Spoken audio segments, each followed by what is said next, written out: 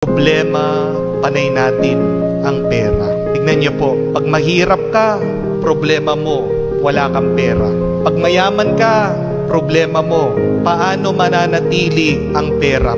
Pag single ka, problema mo, pera, panglakwat siya. Pag nag-asawa ka, problema mo, pera, para sa pamilya mo. Pag bata ka, problema mo, pera, pambili ng chichirya. Pag matanda ka, problema mo, pera, pambili ng gamot o bitamina. Pag buhay ka, problema mo, pera, pantawid ng gutom. Pag patay ka na, problema mo, pera, pambili ng kabaong. Yan ang panay nating problema sa ating buhay. Pera, pera, pera. Kahit na nagkapera ka na, hindi pa rin nabibigyan ng solusyon ang problema mo. Isa lang ang solusyon. Ito ay ang tiwala natin sa Diyos. Paulit-ulit po sinasabi ng Diyos sa atin, huwag kayong mag-alala. Do not worry. And yet, we have not learned this lesson. Pag nasolusyonan yung ating problema, sino ang ating pinapasalamatan? Di ba ang Diyos? Tayo nagpapasalamat sa Diyos.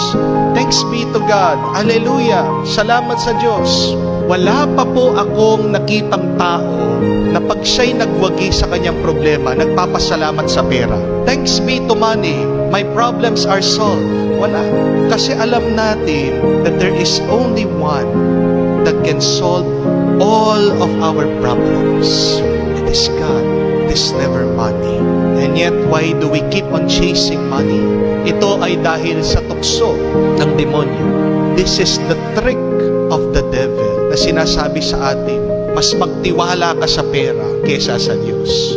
Hindi po ba ito din yung isang temptation ng demonyo kay Jesus? I will give you all of this possession, all of the kingdom, kung ikaw ay luluhod sa akin. Pero alam po natin na hindi ang pera ang solusyon ng lahat ng bagay.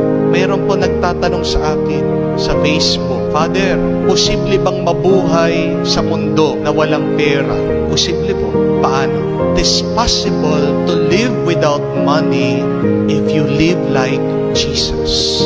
If you live like Jesus, with the mind of Jesus, with the heart of Jesus, and with the faith of Jesus, kahit ka hindi maghanap ng pera, basta nagtitiwala ka sa Diyos, hindi ka papabayaan ng Diyos.